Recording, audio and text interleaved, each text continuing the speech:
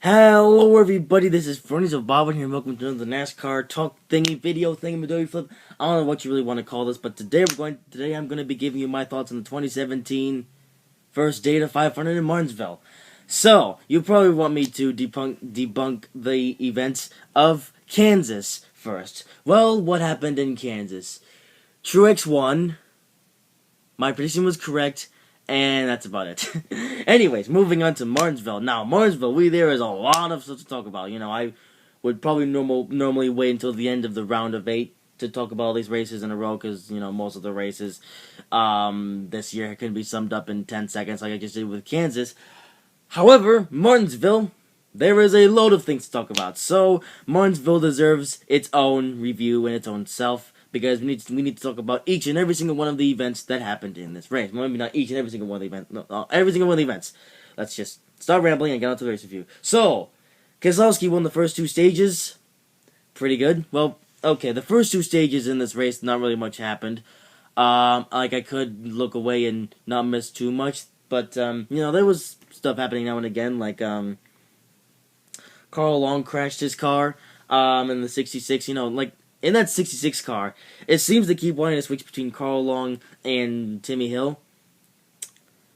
I think they put Carl Long in the 66 car NASCAR Heat 2, but I keep looking at that car thinking that it's Timmy Hill in that car, which is, well, not really surprising, but I guess they'd like to switch drivers in that car for that poor little team. Oh, well.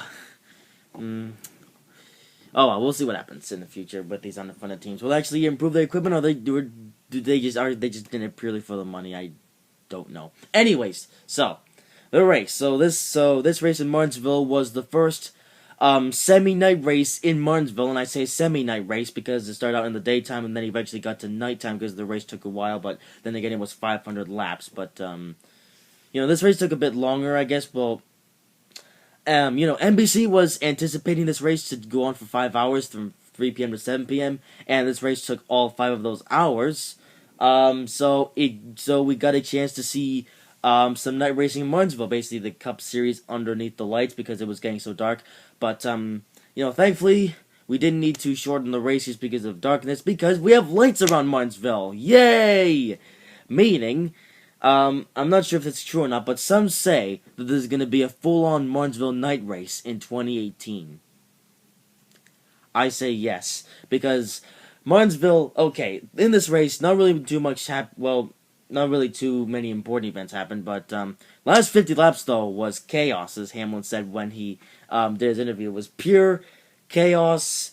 There was crashes, aggressiveness, as Rick Allen would say, drivers pushing each other out of the way. Chase Elliott, once again, in a position to win a race, and then something happens to him.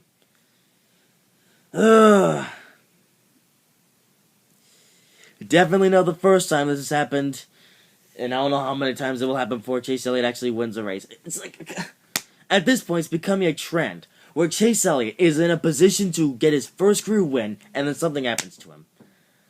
I guess that's going to continue to be a trend until Chase Elliott wins a race. I don't know. I want Chase Elliott to win a race so badly, and now I think this is the 3rd occasion this year. Maybe the 3rd, or maybe the 2nd. Nah. I can recall Dover, when Chase Elliott was leading the race, and then Kyle Busch stole the show.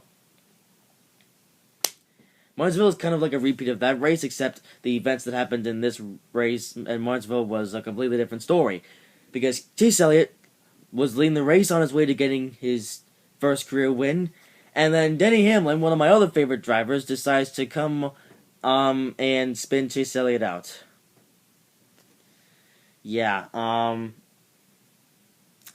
like Hamlin. I still kind of like Hamlin. But, I like Chase Elliott more, so, yeah.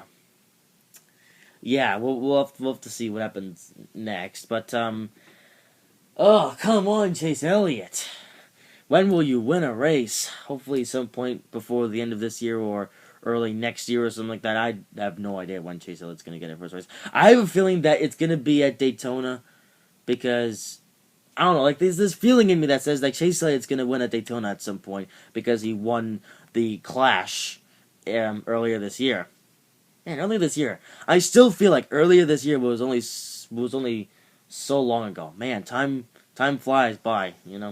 Maybe because I'm in high school right now, and high school really is the fastest 4 years of your life. Like I remember, I attended an event thingy where it was like the introduction to, hey, it's 10th grade and stuff like that. Even though, well, it was technically for all the ninth graders, but I just went because reasons.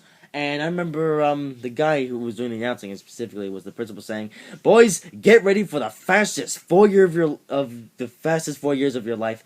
And to be honest, it really is the fastest 4 years of my life. Like 2017 has been going by really fast. I can't believe we only have 3 more races to go in the season, and then I get to wait throughout the whole entire season of winter before racing begins again in February. That's gonna be fun. Well, we do have the 24 Hours of Daytona near the end of January, which is exciting to say the least. But I don't know. I mean, we got the 24 Hours of Daytona, which is I think like the first race of the year. There's also motocross, but I don't really watch motocross, nor do I really care for motocross. But yeah, get to wait till February. Anyways, back to Martinsville. I'm getting a bit derailed, but back to Martinsville. I forgot what I was talking about before, but yeah, Martinsville, exciting race. Chase Elliott had a problem, and no, he didn't have a problem. He crashed because Hamlin was a sausage, and then it was the race for the end. It looked like I remember on the white flag. It was like that would have been probably one of the closest finishes in NASCAR history, between Truex and Kyle Busch, and then Kyle Busch managed to make his way around Truex off the final turn to win the race. And yeah, it's basically a different kind of Dover race. Like Dover, Chase Elliott was leading the race, but then his tires were wearing on, and Kyle Busch managed to pass him for the lead. This race, Chase Elliott got spun by sausage Denny Hamlin, and then Kyle Busch won the race because reasons. Yeah. Let's see, what else to talk about? Well, to Texas. If there's stuff to talk about in Texas, I'll do an own individual race for Texas, but if for Texas is just a normal sausage race, then I'll just wait until after, Phoenix to do the race review, and then championship finale. There you go. So, overall, Martinsville, this was a great race. There was a few dull moments here and there, but the later in the race, basically when the race went to nighttime, that's when really all the chaos started. But, overall, great race. And some say we should go to short tracks more often. Indeed. So, yeah, there's 2 Martinsville races on the schedule, so, yeah, that's a thing. It'd be nice if we could go to IRP or Indianapolis Raceway Park instead of Indianapolis Motor Speedway, which is terrible for stock car racing, or at least put the Xfinity Series on Indianapolis Raceway Park, and then have the Cup Series going on the Indianapolis Motor Speedway road course. And if the Indy road course race fails, then just have both classes at Indianapolis Raceway Park and pretend that NASCAR never went to Indianapolis Motor Speedway, because I don't know. I mean, the Brickyard 400 this year was boring at first, but after Kyle Busch and Truex wreck, that's when the action started. But at the same time, they're a better place to go than Indianapolis, that's for sure. And also, I'm sure plenty of the other races this season could have been good if we would have stayed with the 2016 package, because the 2017 package is trash, in my opinion. Because, I mean, yeah. Martinsville is a great race, but the thing is that you can pretty much guarantee a great race in Martinsville, because the cars, like, they go so slow in Martinsville that aerodynamics don't matter, So it doesn't matter if you have a 10-inch spoiler or a 0-inch spoiler. You can pretty much guarantee a great race. Or actually, what would a 10-inch spoiler be like? I don't know. Maybe somebody can try that out. Yeah, I also saw the truck race, or at least I saw the final 50 laps of the truck race, because they were doing a rerun on Fox Sports 1 before qualifying had begun for the Cup Series.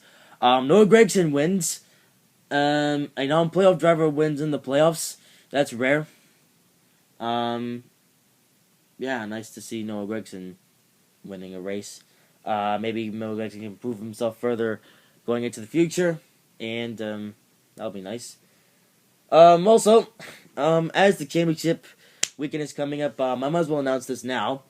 When we get to the championship finale weekend for NASCAR, there will be no live streams during the weekend. Yay! Meaning no talk show on Friday, no train sim on Saturday, and no spotter remixes on Sunday. I might do a talk show on Thursday, maybe, but then I'm pretty much off until Monday. Well, I don't know. Maybe I'll have a couple one-off videos on Friday, Saturday, and Sunday to make up for doing no live streams. But yeah, you're probably wondering, well, why in the world aren't you doing any live streams? Well, I'm gonna try to watch all three of the championship finale races on the Homestead finale weekend, basically the Truck Series, Xfinity, and Cup, because I'm keen to see who's gonna win each championship. I mean, I know I can just wait till later to watch it on YouTube, but I think I'd rather watch it live. I think I would rather witness it for myself, just like everyone else who would be witnessing it for the time. So yeah. So there's that. Not really much else to talk about regards to that. So yeah, no live streams. Next weekend should be fun, at least live streaming wise. I'm not so sure about Texas. My buddy Arlington's gonna be looking forward to that, because that's a thing. But other than that, yeah, that's all I have to talk about for this video. I do have another topic that I want to talk about regards to NASCAR, which is something that I have been holding back for a while now because of sausage reasons, but hopefully I can get to that at some point in the week.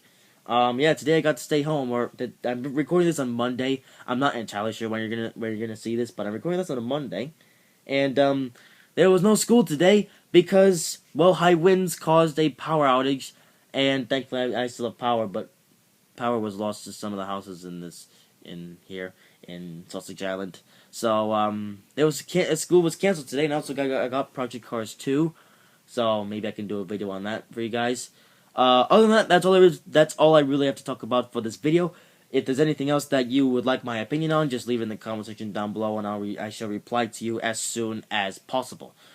Hope you have enjoyed the video. If you did, make sure to like, comment, and subscribe for more of these NASCAR race reviews. If you enjoy me, talking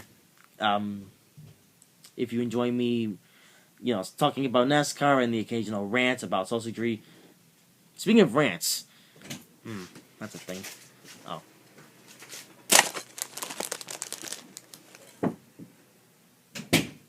Yeah. Anyway, speaking of rants, Stewart-Haas Racing, they haven't been doing too well this year. Can Stewart-Haas Racing just please go back to Chevy, please? I'm so sick of seeing them in Ford. I don't know. Maybe I'll make another video about that. But anyways, that's it for this video. I shall see you next time. Goodbye.